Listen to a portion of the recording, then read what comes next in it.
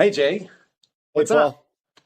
Paul, it's trailer time. We gotta invite some folks. Yeah, I think it's time. It's time to do a little trailer for the podcast. I mean, you see the podcast, but what is it? What is it? What is it about, and why would anybody want to listen to it or watch it? Except for the obvious reasons. It's just obviously attractive. Um, yeah, well, I'm glad to meet up with you and have this conversation. I think of three Yeah, things that I am interested in this podcast. The only reason I would meet up and do these sessions over and over. The first one comes from my experience as a teacher at a private school. For years and years and years. One thing I never found was professional development opportunities, let's say, or communities of fellow teachers who got together to talk specifically about not learning management software, like is it PowerSchool, Rediker, Veracross, Blackboard? I didn't care about any of those. I wanted to talk about I wanted to talk about literature.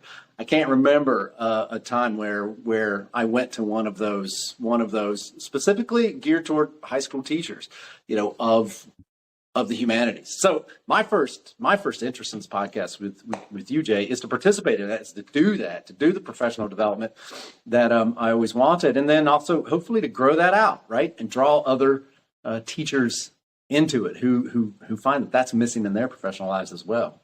You know what I mean?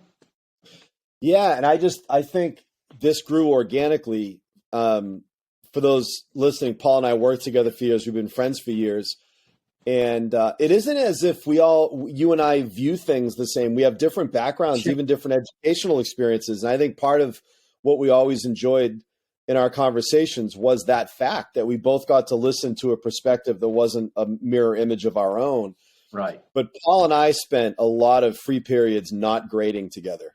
Yeah. Uh, we had grading out, like we had everything out Yeah. that we should have been doing.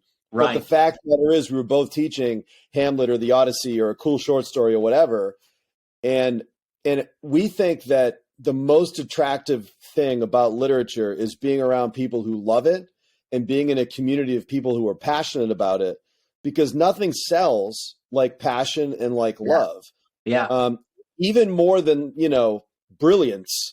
And neither of us are scholars. We're high school teachers, and we like to think we're experienced and we read a lot. But I don't make any claims of being an expert in any way. Um, but for those students or teachers or even adults who are going back and they want to participate in a literary community, one thing Paul and I can guarantee you: we don't have all the answers, but we're people who are extremely passionate, Yeah. as Paul said. We're passionate about teaching effectively, and we do go to plenty of those workshops, but we're really passionate also about the content itself. And what Paul's Yeah. saying is so true, which is that's not really a focus if you're a teacher now. And if you're not a teacher and you're watching this, it's really a weird aspect of being a teacher right now, that the content is sort of taken for granted, and everything else in terms of Yeah. teaching strategies, learning strategies, super important. But without being passionate about the content, all those other things are pretty meaningless, frankly. Yeah, and So that's a really good way of putting it, Jay. Like it's taken for granted. It's all just assumed that that's all worked out. And at first, right, maybe that's a little self-gratifying. You're like, wow, these people think I know what I'm talking yeah, about, and I right, do too. But the reality is, we're there to teach these texts, this content. And mhm, the other reality is, as I see it, that the content, my expertise in the content, really is the rightful jurisdiction that I have in these students' lives. I think parents have put these kids in front of me, ostensibly, so that I'll teach them to read and to write, right, and maybe even to love the literature, like we do. And so I feel yeah, like that really has to be the primary, and it's just it's a matter of emphasis, a matter of placement of importance. But right, and that's my second. That kind of leads me to my secondary, you know, interest in this podcast, and which is also an interest I think if you're coming to the podcast cold, you may find satisfied as well, which is that Jay and I spend most of the time talking about the text, working through the text. It's from a perspective of high school teachers. That's our experience. That's our intense interest, and we think it's worthy and worthwhile and challenging in its own way. It's a crucial time in the development of young people to go through text. Again, they don't get it all. It may not be the most the deepest reading of any of these texts they ever do. In fact, it won't be. But a strong, a powerful, meaningful first pass through the books that we discuss is lays down a layer for them that they could build on enormously. And so that's really my second thing is that the teaching it's a craft. It's like an apprenticeship sort of thing that you learn. It's not it's not a discipline that you study in school really. Right. And so doing this, and then ideally, if you're watching this and you're a teacher, maybe you're a homeschool teacher, maybe you're a homeschool student who's essentially directing his or her own work, that you enter into this conversation with us and grow in learning how to meaningfully talk about the text together. So I put that as my number two. Number one is building this group of teachers, crossing those lines so we're not siloed off as teachers in our own separate world. And then two, just diving in, driving at these texts for the beauty in them as art. And then, as Jay said, we have different academic backgrounds. Mine was philosophy specifically. And so I'm always interested in ideas in literature and things like beauty and fate and revolution and friendship and the one and the many, these kind of ideas that show up over and over, and freedom and justice and goodness, these kinds of things that are played out by artists, who are writing these books. I'm always interested in. So that'd be kind of my number two, is driving into the text. And I think you might find some satisfaction in that too as you come to the podcast. Yeah, and I want to say too that I think over time there are probably going to be listeners who just maybe enjoy listening to dialogue about books that are interesting, and we would love for you to avail yourself of that opportunity. And then also we would love to develop a more vocal community as well, where we have Q&A podcasts, where we have some guest people. But if there's an episode where you have a follow-up question, or you want to dovetail off something we say, we would love to generate, dialogue with folks. And as Paul said, our expertise is that we've read deeply, but our expertise is thinking about ways to stage conversations with teenagers. Yeah. The intersection of imaginative literature with the teenage perspective. And it's fascinating. So something else you'll hear in these podcasts are occasional anecdotes about things that happen in our high school classrooms. So if you're a teacher, that might be of interest. If you're a student, it isn't, I just said this to freshmen today. It isn't bad for them to occasionally ask, why are my teachers doing what they're doing and thinking how they're thinking and staging things, how they're staging things? The older you get in school, I think you start getting meta and you start asking those questions. It's not bad. It's not bad to. And hopefully there's some folks out there, and I see this at bookstores all the time. I was at Manchester by the Book, Paul, one of your old stomping grounds. My favorite. Yeah, I've picked up a really nice copy of David Copperfield, which I might be reading with a friend this summer. Yeah. And I was talking to an older lady, and she was reading Great Expectations, and she said, I read this. I was supposed to read this in high school. I just don't have any memories of it, but I remember wanting to go back to it. I come across a lot of, maybe you're like this if you're listening, you realize, wow, those books that they made me read in high school, there was something there, but I just wasn't ready at the time.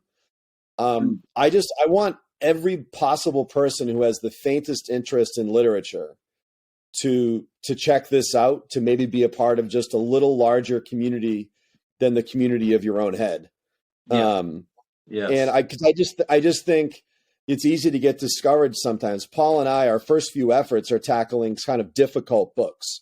So like 2 Shakespeare plays, we're doing the Odyssey now. And these are books that even if you're, a sharp reader, they're hard. And so I just find being a member of a community of passionate folks where you could bounce ideas off people, where you can admit you don't know something and it's okay. I think that's really great. So I think we'd be open to wherever you land on the spectrum of reader, this is for you. Yes. Yeah, it's a good point. It'd be great to have people on that other end of the spectrum in their life, not necessarily high school students, maybe not teachers, but people who maybe did have that experience of being introduced to books, but they didn't really read, like this lady in Manchester, by the book, as you said. It'd be great to have them, have them interact. I know that was true for me. I wasn't ready for these books in high school. I couldn't sit still long enough, to get to the final page, but now I am. And there was something that lingered though from teachers that just planted a seed in my mind that I never forgot, that I never got away from, and came back in a big way too. So if that's you, you should find something in these episodes. And I like too, Jay, what you said about we want to bring in some other people. We have a list in our minds of people we'd like to have on board to lend their expertise and their perspectives to our discussions. So I think those are two really good reasons why you might watch this, maybe this podcast, and listen to it, and I hope those give you a sense of what we're trying to accomplish and what we're trying to do. And we hope that you will join in with us here on the front end of this as we begin to build this community. And what I like to think, my most ambitious thought,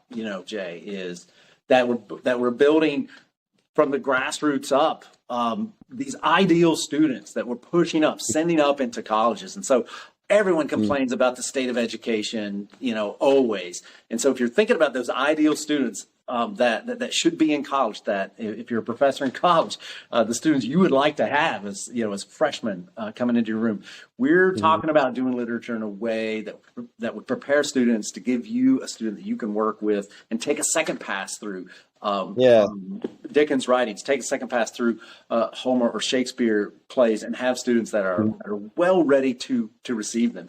And in that way, you'll put some pressure upward on those colleges to step it up and to bring greater classes, because you've got customers that are ready for more, ready for something stronger.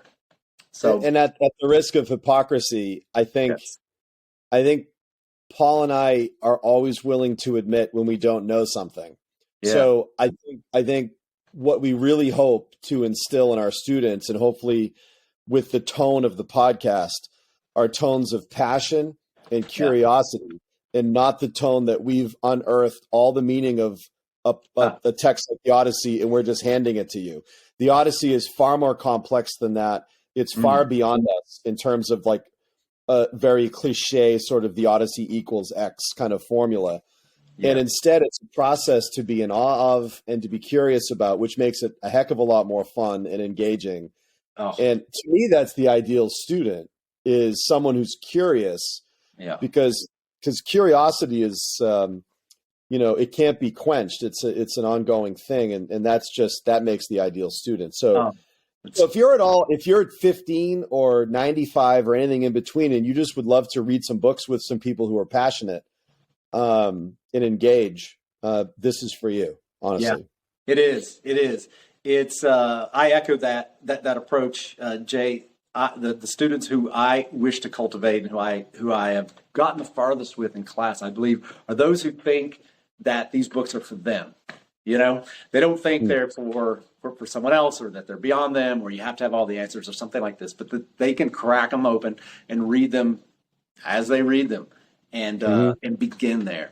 So that's how we'll approach it, and would like for you to think of this podcast as a podcast for you as well as and Jay and I can pull on our years of experience to open up books and teaching these books and take you through it. So we hope to see you in the comment section and in the viewer sections of Teacher Talk with Paul and Jay.